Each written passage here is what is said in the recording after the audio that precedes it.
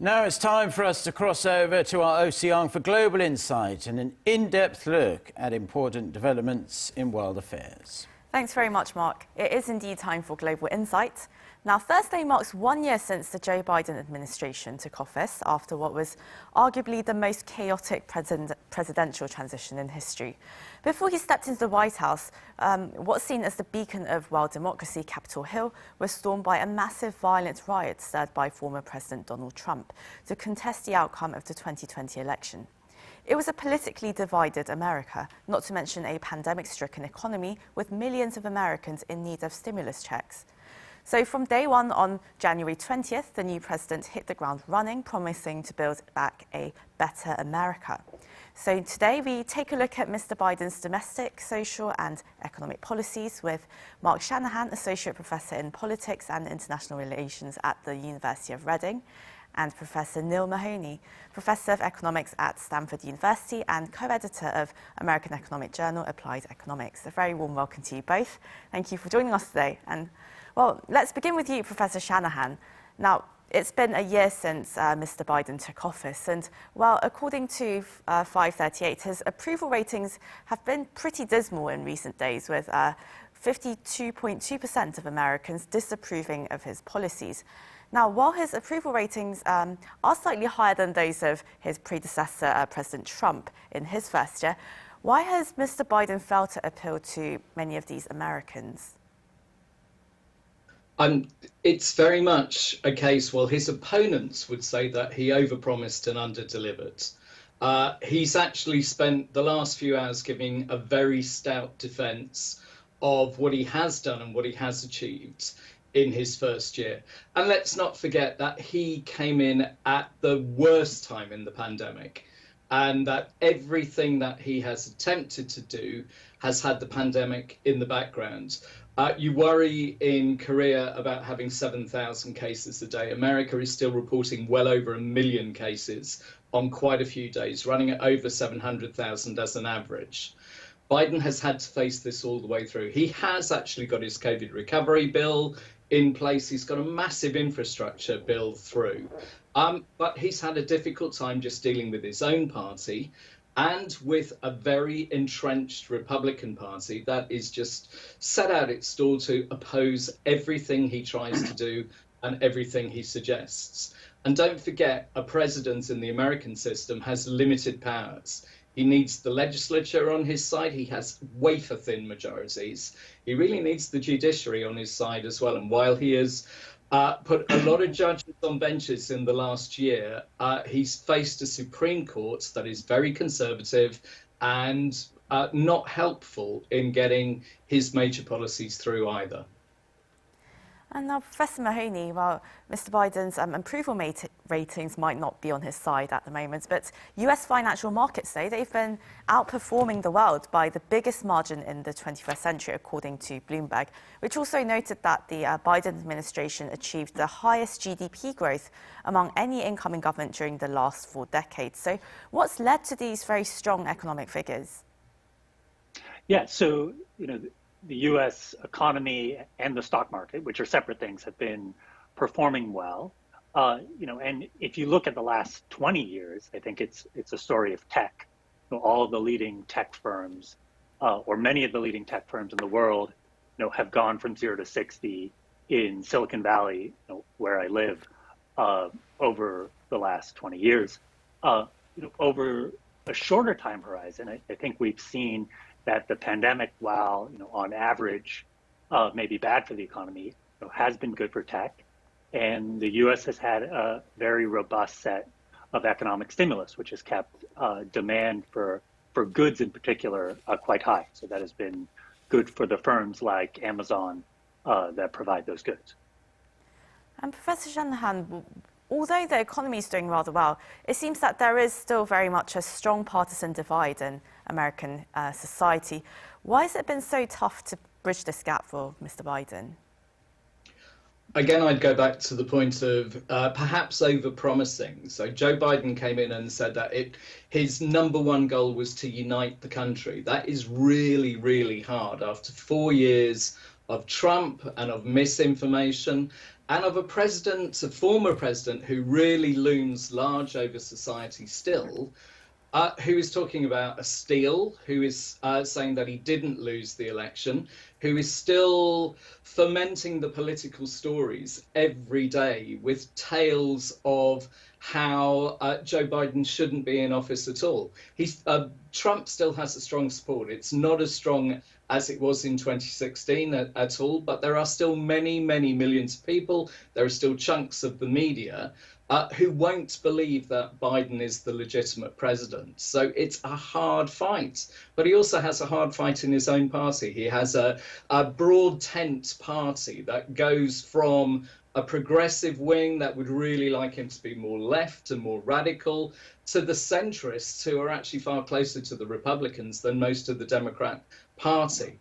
He has to constantly try and balance the needs of both sides. The independents who he needs to vote for him and to vote for Democrats next time round, and to keep them all on side. And it is an incredibly difficult juggling act. Stick the pandemic in the background, stick rising cost of living, high inflation, which is really a supply side issue. And it's made it very, very hard for him to really make that cut through and keep people on side. He says he's going to do things differently over the next year or so. We'll have to wait and see how big that difference is.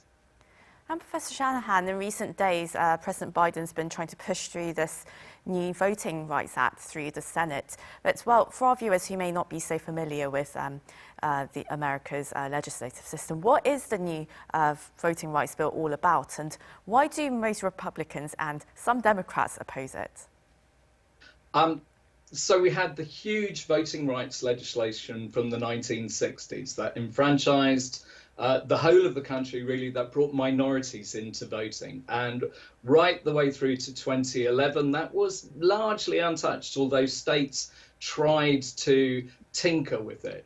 Then parts of that act were struck down by the Supreme Court. You have the separation of powers in America, and the judiciary has a strong and powerful influence. It enabled states, who are the fourth player in government, to make their own laws around voting, to make it harder for people who weren't of the party who ran the state, and it's normally Republican states, trying to make it more difficult for likely Democrat voters to vote. And many states enacted legislation that particularly would likely disenfranchise minorities. So with two pieces of legislation coming together, one of them under the Democrat great Congressman John Lewis's name, the legislature, the Democrats who run the legislature just about at the moment, were trying to redress what they see as an unfairness that has crept into the system, to try and bring federal scrutiny, particularly, into all of these state laws where they feel that people might be disenfranchised. This has really got to Republicans who think it is overreach from the legislature, affecting matters that should be dealt with at state level. States run elections. And even those Democrats who are blues in red states, so Democrats elected in what are largely Republican states, are finding it very, very difficult to support what the president wants and what the majority of Democrats in the Senate would like to achieve.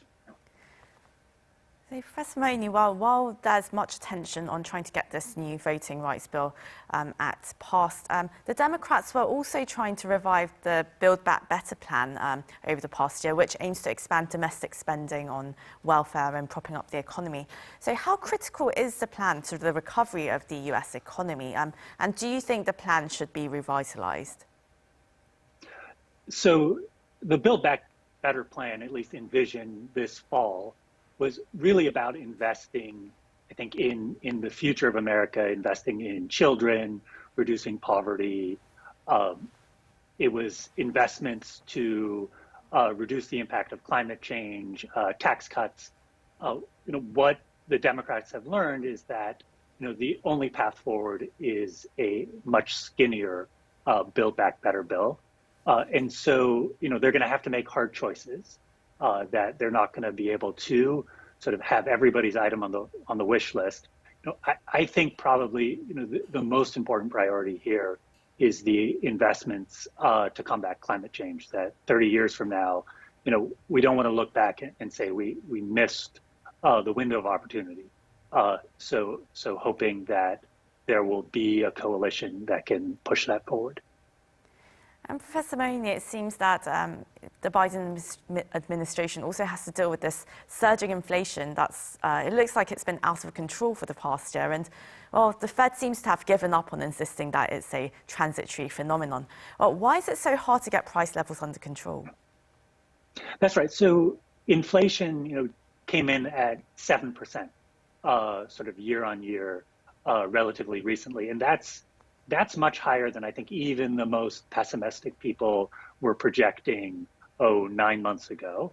And it's due to a number of factors, some of them being unanticipated supply chain issues. Moving forward, I think most people have drawn confidence from the Fed statements about how they are going to, I think, aggressively raise interest rates if needed to combat inflation, that the bond markets, I think, are predicting that inflation will subside as supply chain issues get resolved. Exactly how fast this happens, I think, depends upon lots of factors, including factors that can't or are difficult to predict. But I think there is growing confidence that these issues will be tackled over the medium to long run. And Professor Shanahan, well, looking ahead, what do you see as the biggest challenges for President Biden over the next 3 years?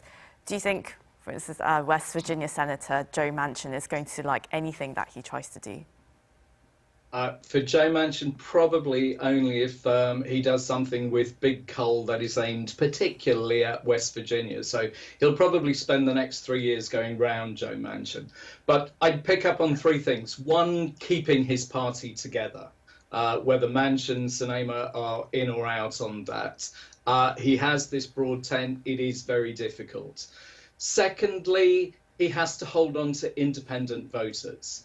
They're not best pleased at the moment. It's hitting people in the wallet. They're seeing gas prices flying, all of the things that tend to affect voters, particularly going into a midterm year, where they really do like to kick the government if they can. He's got to keep those on board, because if he loses the House and the Senate, then he won't get any of his plans through.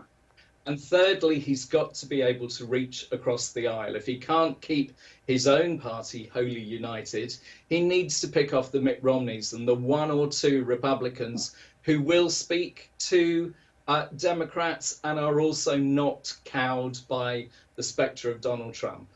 It's going to be a very, very difficult 2022 for Biden. He said he wants to get out on the road. He wants to be talking to people a lot more. That's where he does well. If he gets through the midterms reasonably well unscathed, then it's about what's the agenda for 24. Will he run again? If not him, who is his anointed successor? Who's going to win those primaries for the Democrats? But this is going to be the trickiest year of his presidency. And well, Professor Mahoney, what do you think is going to be the biggest challenge for the American economy this year? Yeah, so on the economic side, I'm going to be paying close attention to three things. I think the first thing, if we've learned anything over the last 2 years, it's that it's dangerous to declare premature victory against COVID. So I think there may still be bumps in the road. Hopefully not another variant, but I think we still need to be building infrastructure so that we're prepared with whatever the virus throws at us. Two other things, I'm worried about sort of the zero COVID policy in China leading to continued supply chain issues. And so, hopefully those issues become resolved. But if China continues to shut down whole cities whenever there's a small number of cases, I think that is not going to be good for the U.S. economy and the global economy. And the third thing, sort of connecting to Something else you talked about on your program is tensions between the Ukraine and Russia. I think if those boil over into conflict, I think that could create serious headwinds for the U.S. economy. Well, this is where we'll have to end the interview today, I'm afraid, as we're out of time. That was Mark Shanahan, Associate Professor in Politics and International Relations at the University of Reading, and Professor Neil Mahoney, Professor of Economics at Stanford University. Thank you both so much for your insights today. Thank you.